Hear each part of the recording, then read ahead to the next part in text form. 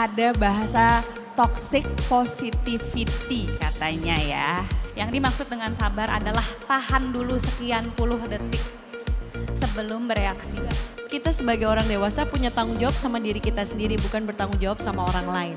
Apapun yang masih dipertahankan oleh bagian diri kita, itu biasanya karena dia belum sungguh-sungguh didengar. Nah, kalau menurut aku yang seperti kita tahu sekarang nih, ada bahasa toxic positivity katanya ya. Kan anak sekarang banyak banget kayak gitu toxic positivity, which is kalau dilihat is a very thin line sama positive mindset tadi gitu. Makanya mungkin tadi Caca bilang itu tuh bukan sesuatu yang negatif loh gitu ya. Nah itu akan jadi obsesi gak sih? Jadi kayak gue harus berprasangka baik terus nih gitu. Sedangkan emosi negatif yang tadi Caca bilang itu ditekan terus gitu. Jadi sebenarnya tuh bedanya di mana itu, makanya tadi aku bilang is a very thin line gitu. So gimana kamu bisa membedakan gue ini lagi memproses perasaan gue even though ini sedih, seneng, bahagia. Atau nih gue lagi pretending kan, berarti toxic positivity is like you pretending to be okay gitu. Oh gak apa-apa, baik terus. Gimana bedainnya untuk diri kita sendiri? Aku sendiri setuju banget sama Caca barusan ya, yang bilang bahwa sebenarnya positif negatif itu biasa kita. Tapi semua emosi itu sebenarnya bermanfaat. Bayangin kalau maaf ya, kita ditoel gitu ya di bagian yang kita gak suka, terus kita gak marah. Jadi marah itu gunanya untuk melindungi kita. Stres itu gunanya untuk kita mengidentifikasi ada sesuatu yang mungkin harus dibenahi. Ya, kalau kita stres itu tekanan darah kita meningkat, jantung kita berdegup kencang dan tenaga kita lebih kuat. Jadi kalau kita mau berantem melindungi diri kita lebih kuat. Tapi sayangnya kan kadang-kadang stres itu, badan yang tegang itu kita terusin di keseharian gitu. Dan kemudian seperti Caca bilang, keluarnya di waktu-waktu yang tidak tepat gitu ya. Sekarang perlu bedain dulu yang namanya positive mindset dengan toxic positivity. Sebenarnya positive mindset itu apa sih? Positive mindset adalah melihat sisi baik dari segala hal. Tapi tidak berpura-pura. Yang sering terjadi mungkin kalau misalnya kita bicara toxic positivity, berusaha untuk melihat yang baik padahal hatinya belum. Yang di mulut sama yang di hati beda. Gitu ya. Balik lagi, jadi sebenarnya kita itu punya spasi kesadaran yang sangat luas. Nah, kalau kita lagi sedih, lagi marah, itu adalah bagian diri. Catat ya, bagian diri. Jadi kalau sakit hati sama omongan orang, bilangnya gini, ada bagian diriku yang sakit hati sama omongan dia. Ya, kalau ada cobaan mungkin ada bagian diriku yang merasa tidak suka dengan keadaan ini. Karena biasanya sekecil apapun itu masih ada yang bersyukur. Tapi lagi ngumpet di belakang. Gitu ya. Nah sekarang peran kita bagaimana? Sebagai kesadaran kita ngangon nih. Ya ngangon si sedih, si marah, si kesel ya. Kita asuh tuh dengan kasih sayang. Kalau kita ngangon artinya mereka minta kita marah-marah belum tentu harus diturutin. Iya sih bagian diriku pengennya banting piring nih sekarang gitu ya. Tapi kesadaranku tahu enggak sekarang waktunya. Yang dimaksud dengan sabar adalah tahan dulu sekian puluh detik sebelum bereaksi. Amati dulu perasaannya. Kadang-kadang kita kalau misalnya udah sadar lagi marah banget malah gak jadi marah, betul? Ya. Tahan dulu sebentar, supaya kita tidak menyesal dengan respon kita. Balik lagi ke toxic positivity, pada akhirnya yang toxic adalah kalau kita tidak jujur pada diri sendiri. Makanya sangat penting mengenal diri, karena hanya kita sendiri yang tahu apakah ini positif beneran atau toxic positivity.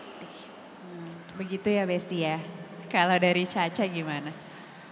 Itu juga sih, toxic positivity itu kayak apa ya, balik lagi zaman sekarang nih banyak banget nih orang yang gampang banget nyebut toksik. Aduh aku di lingkungan kerja aku toksik banget. Tapi sebenarnya toksik itu apa sih? Toksik itu kan racun ya. Setuju racun itu iya racun itu nggak akan bisa meracuni kita kalau kitanya udah pasang badan duluan, kalau kitanya udah pasang pelindung duluan gitu. Gimana sih cara melindungi hati kita gitu dari toxic positivity, gimana sih dari toxic negativity, dari segala macam toxic yang ada di sini. kitanya ya kayak sekarang nih misalkan pakai masker gitu ya, biar kita nggak kena racun atau biar kita nggak kena virus. Tapi untuk hati gimana? Balikin lagi ke diri kita sendiri. Apa sih sebenarnya perasaan kita ketika misalkan kata-kata itu keluar? Nggak berpura-pura tadi kata Kaprisha, itu aku setuju banget. Karena kenapa itu jadi toksik kalau kita membiarkan itu. Dan setiap orang punya kadar gampang ketularan sama toksiknya beda-beda gitu. Jadi kalau misalkan kata orang, nih orang toksik, belum tentu kata aku nih orang toksik. Belum tentu kata temennya toksik gitu. Jadi lebih mindful sama diri sendiri, lebih kenalan sama diri sendiri. Oke, ini kayaknya memang gak baik buat saya, belum tentu gak baik buat dia, ya gak apa-apa itu urusannya dia gitu. Atau ini kayaknya lebih berbahaya buat dia, ya gak apa-apa itu urusannya dia juga. Kita sebagai orang dewasa punya tanggung jawab sama diri kita sendiri, bukan bertanggung jawab sama orang lain. Jadi kalau misalkan ngomongin, balik lagi kalau ngomongin toxic positivity dan apapun itu yang toxic, ya memang kita harus kuatin diri sendiri. Kalau kita nggak mau sakit, kita minum vitamin C gitu ya. Kita minum zinc, kita minum segala macam vitamin, kita makan yang bergizi. Ya kalau kita nggak mau ketularan toksiknya orang lain, mau itu positif, mau itu negatif, ya kitanya memperkuat diri kita sendiri. Kenalan sama diri kita sendiri. Kenalan sama emosi kita. Tadi kata Kaprisha, ngangon emosi-emosi kita gitu. Karena mereka perlu banget diasuh. Karena kalau enggak beneran deh. Kayak anak kecil yang suka caper, kayak anak aku gitu yang 2 tahun tiba-tiba suka wah gitu, marah karena gara piringnya gak sesuai maunya dia gitu ya. Padahal sebenarnya sebelumnya biasa-biasa aja. Ya begitulah emosi-emosi kita. Ya Masya Allah, jadi kenali diri kamu, kenali perasaan kamu, dan lindungi akhirnya. Dari saat kita sudah bisa mengenali, kita bisa melindungi diri kita. Jangan sampai tantrum kayak anak kecil ya. Betul. Keluar di waktu-waktu yang tidak diinginkan. Nah, ngomong-ngomong nih hari ini, aku punya bestie yang mau curhat. Dia udah kirimin video curhatannya, dan ini tentang bagaimana cara memaafkan diri. Kita lihat dulu ya videonya.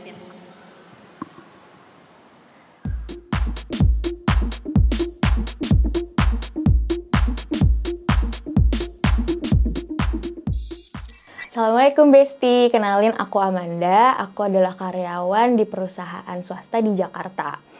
Nah, aku pengen curhat sedikit deh. Jadi beberapa tahun lalu aku tuh mengalami masalah yang cukup besar dalam hidup aku. Dan dari masalah itu jadi menyebabkan aku tuh nggak percaya diri, aku nggak bisa maafin diri aku sendiri sampai detik ini.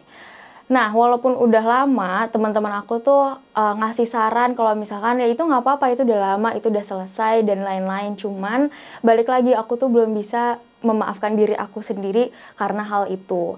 Nah, Besti, kalian ada saran nggak sih untuk aku gimana biar aku bisa memaafkan diri aku sendiri? Apakah kalau misalkan aku nggak bisa maafin diri sendiri itu adalah bentuk dari lari dari masalah atau seperti apa? Terima kasih. Waalaikumsalam warahmatullahi wabarakatuh. Terima kasih Amanda curhatannya. Nah, memaafkan diri sendiri. It's not easy, right? Oke. Boleh nggak nih Prisha? Coba Prisha. Sebenarnya ada banyak cara ya gitu. Kalau dari aku sama seperti tadi. Yang tidak mau memaafkan diri sendiri atau yang belum mau memaafkan diri sendiri atau yang masih berlarut-larut dalam masalah itu dan masih menghakimi diri sendiri adalah bagian diri. Jadi ada bagian diriku yang belum mau memaafkan diriku sendiri.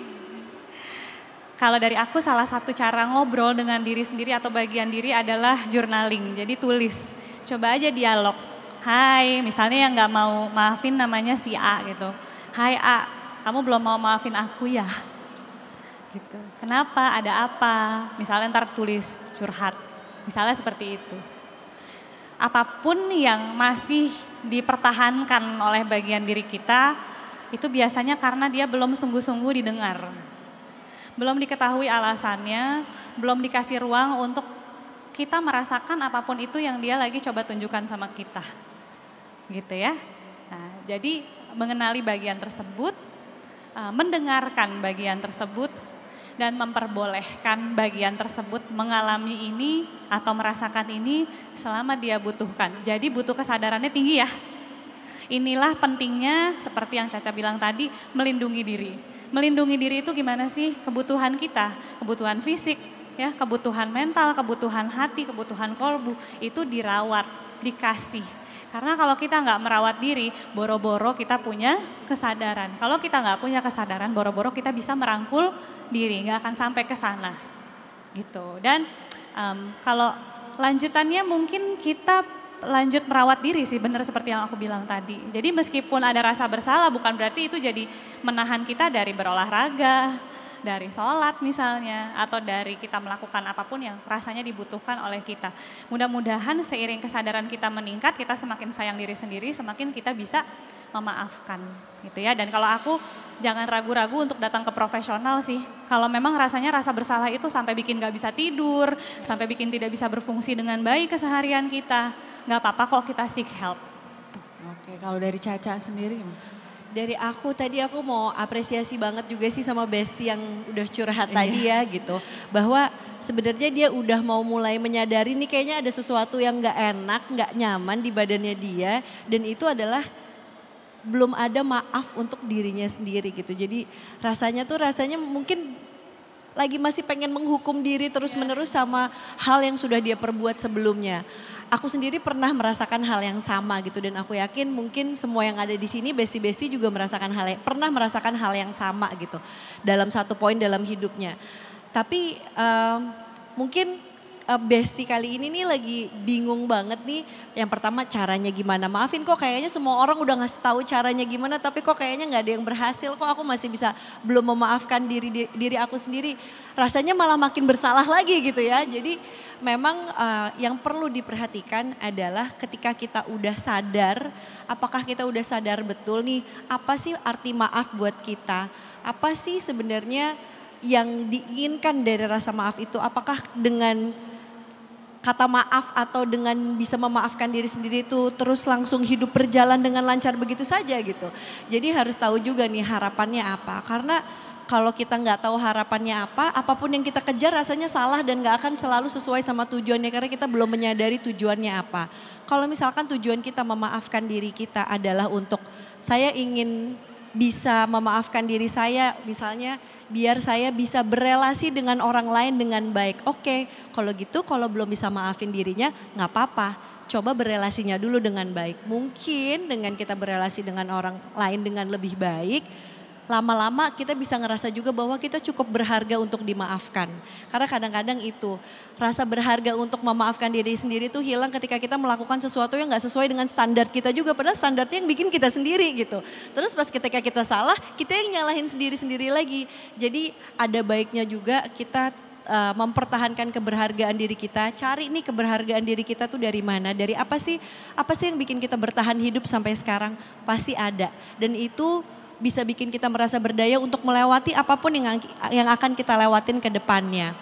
Kalau misalkan ngomongin soal maafin diri, balik lagi tadi Capricia juga udah bilang gitu. Kalau dirasanya sudah terlalu berat, sampai nih mungkin ada 2 gejala yang perlu diperhatikan ya. Yang pertama, kita sampai merugikan atau menyakiti diri sendiri atau orang lain. Yang kedua, kalau keberfungsian kita sehari-hari sebagai manusia sudah terganggu, misalnya pekerjaan jadi nggak terselesaikan. Misalnya yang dulunya kita bisa berelasi dengan baik sama orang lain tiba-tiba jadi bermasalah. Yang biasanya kita bisa baik-baik aja sama orang tua kita jadi bermasalah terus. Mungkin kalau misalkan 2 itu, yang satu menyakiti dan merugikan diri sendiri atau orang lain, yang kedua keberfungsian kita bermasalah, sudah waktunya banget tuh datang ke profesional gitu. Tujuannya self healing itu memang bisa dilakukan, bisa. Tapi mungkin rasanya lebih berat. Ibaratnya kita datang ke profesional tuh, kita tuh ada yang dampingin nih masuk ke dalam hutan yang kita belum pernah kenalan sebelumnya, yaitu diri kita sendiri. Kalau kita masuk ke hutan kan rasanya takut mungkin ya sendiri. Tapi kalau ada profesional, psikolog, psikiater, ada yang nge-guide lah jalannya harus kemana, mungkin jadinya lebih mudah melewati itu. Walaupun pasti akan tetap ada tantangan-tantangan tersendiri. Masya Allah, jawabannya hebat banget ya Besti ya. Mudah-mudahan jawabannya bisa membantu Mbak Amanda tadi. Nah, dari tadi kan aku seru sendiri kayaknya ya, nanya-nanya sendiri. Nah, aku mau buka 2 pertanyaan dan 2 penanya pertama akan dapat goodie bag dari NASM. Yeay. Nanti Mas dari Bun Life, aku boleh minta tolong dikasih ya. Oke, siapa yang mau nanya? Wow, banyak ya. Alhamdulillah banyak. Tolong Mbak, terima kasih. Silakan sebutkan namanya. Assalamualaikum warahmatullahi wabarakatuh. Waalaikumsalam warahmatullahi wabarakatuh. Nama saya Leni Marta Dewi. Pertanyaan saya, jadi gini Kak, kan saya itu di lingkungan teman-teman saya selalu nyablak dan kalau ngomong suka asal-asalan. Terus tuh kemarin ada reunian sama teman-teman saya. Di situ tuh kan lagi bercanda. Terus saya tuh refleks ngomong astagfirullahalazim. Nah, abis buka puasa bersama, kita kan itu ada sholat jamaah. Saya ikut sholat jamaah di situ. Nah, terus teman saya tuh bilang, kok lu tumben sih sholat? Kok lu jadi alim gini sih bulan ini gitu. Nah, aku jadi bingung dan malu gitu nunjukin perubahan aku. Jadi di situ aku banyak diemnya. Nah, itu bagaimana cara aku menanggapi seseorang itu sama perasaan aku, Kak. Makasih. Makasih Mbak, coba bisa dengan Prisya. Oke. Ya, jadi kalau dari aku sebenarnya kalau kita menunggu terus-menerus validasi orang lain itu sebenarnya akan sulit. Karena tidak semua hal yang kita lakukan akan pasti disetujui sama orang lain.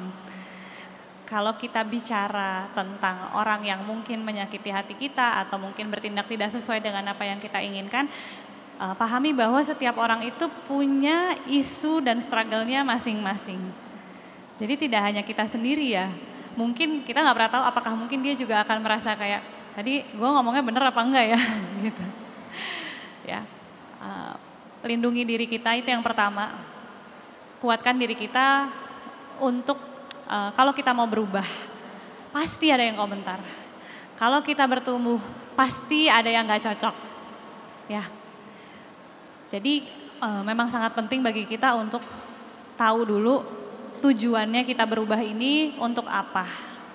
Ya, supaya kita lebih kuat. Kalau ternyata perubahan itu tidak semudah yang kita kira.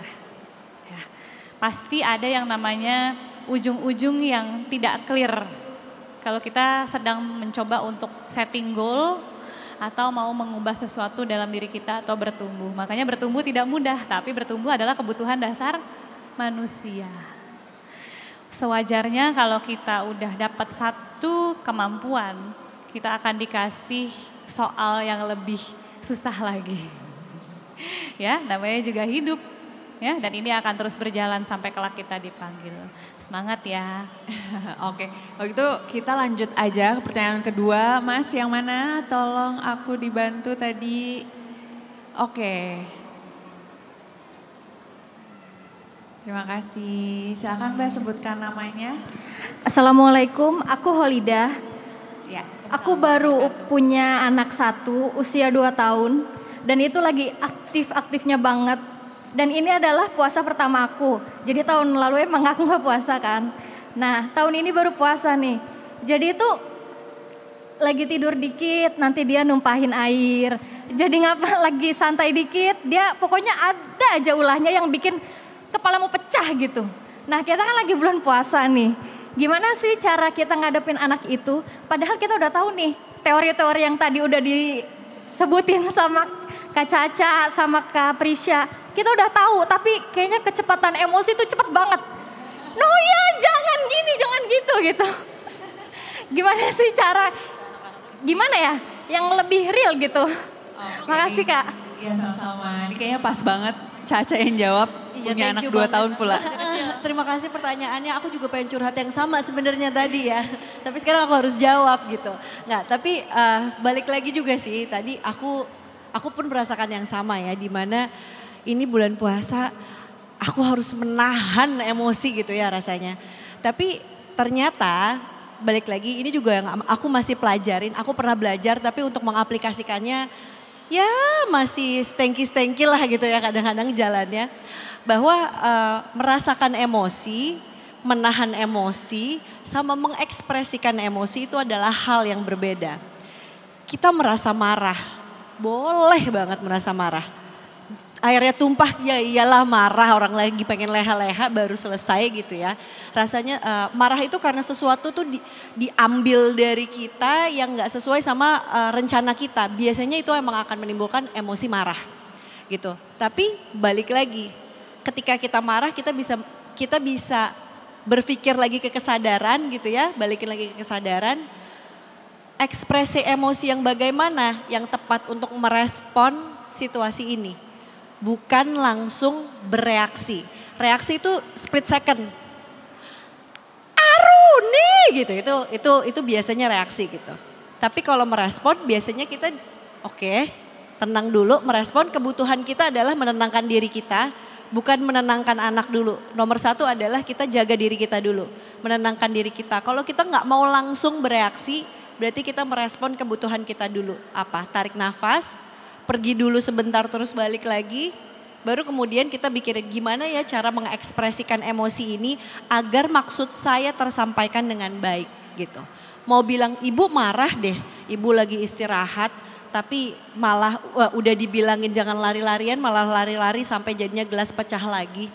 Tapi cara ngomongnya beda sama ketika kita bereaksi gitu ya. Jadi itu yang perlu kita belajar lagi juga tuh mungkin ya, bahwa menahan emosi itu rasanya berat banget karena kita rasanya harus mengorbankan sesuatu. Tapi balik lagi, kita yang penting kenal dulu sama emosinya apa. Kita sudah bisa menamai, oh ini ibu lagi marah nih ketika keadaan seperti ini. Apa yang ibu lakukan ketika ibu marah? Oke, ketika ibu marah ibu harus tarik nafas dulu sendiri. Ibu jaga, ibu rawat diri ibu sendiri dulu. Baru kemudian ibu merespon sama kejadiannya. Bukan berarti ngediemin anaknya juga terus jadi pasif agresif kayak gitu ya ngeliatin gitu. Karena itu tetap menyakiti juga gitu. Caranya adalah dengan kita memperlakukan itu tuh dengan tidak menyakiti orang lain. Walaupun kita juga lagi merasa kesal. Ya udah caranya mungkin bisa dicoba seperti itu. Kalau lagi sedih juga bisa juga kayak gitu. Bahwa kita rawat dulu diri kita. Kemudian kita baru merespon sama suasananya dan apa yang harus dibenahi dari suasananya. Mungkin itu dulu karena aku juga masih belajar gitu ya. Nanti kalau pas aku kelepasan ingetin aku lagi gitu ya. Mbak Caca tuh kan katanya gitu, nggak jangan bereaksi. Oh iya ya gitu. Oke nggak apa-apa, aku manusia, aku salah, aku minta maaf. Aku coba lagi selanjutnya gitu. Masya sih kurang Allah. Lebih. Terima kasih banyak Prisya, terima kasih banyak Caca jawabannya. Terima kasih juga teman-teman yang sudah bertanya, besti-besti yang udah nanya. Semoga jawaban Caca sama Mbak Prisya membantu ya. Amin. Nanti goodie bag-nya bisa diambil di booth-nya NASL. Oke. Nah untuk besti lainnya yang sudah mengikuti talk show selama ini, kalian juga akan mudah-mudahan kalian mendapat banyak insight yang pastinya berharga banget. Aku juga dari tadi ngangguk-ngangguk, oh iya gitu-gitu. Terus kayak oh iya benar gitu kan ya. Nah terima kasih banyak untuk Caca, terima kasih banyak Prisya sudah menyempatkan waktunya untuk hadir mengisi acara hari ini. Dan udah sharing banyak banget tentang improve yourself in Ramadan. Aku ikut terimprove banget nih. Semoga puasa kita semua hari ini lancar di bulan Ramadan dan semoga ibadah kita selalu dilancarkan semua ya. Besti-bestinya juga semua pol 30 nggak ada bolongnya mungkin. Amin. Emosinya nggak ada bolongnya. Ya kan. Nah sampai jumpa lagi, saya Adritia Pratami. Sampai jumpa lagi di Besti Edition Live on Stage selanjutnya. Wassalamualaikum warahmatullahi wabarakatuh. Terima kasih banyak. Terima kasih semuanya. Maaf kalau ada salah-salah kata. Si Vicky ini sekarang kayak gini. Iya, padahal gue deket banget. Sekarang tuh dia tuh kayak udah lupa deh sama gue. Pandang satu sama lain. Aduh, apaan sih? Pandang satu sama lain cuma bilang thank you ya gitu dong. Kayak misalnya nih ada kayak misalnya teman-teman aku yang lain kayak jangan Vick, jangan gitu. Misalnya lagi party gitu. Di tengah-tengah keasikan itu bisa stop untuk kayak nyamperin siapa yang lagi ada masalah atau yang lagi nangis atau yang lagi apa gitu. Boleh nggak kalian berdua saling mengucapkan terima kasih untuk sama-sama? Tapi kalau misalnya dia yang marah tuh aku, duh lo tuh penting banget lagi buat gue gitu.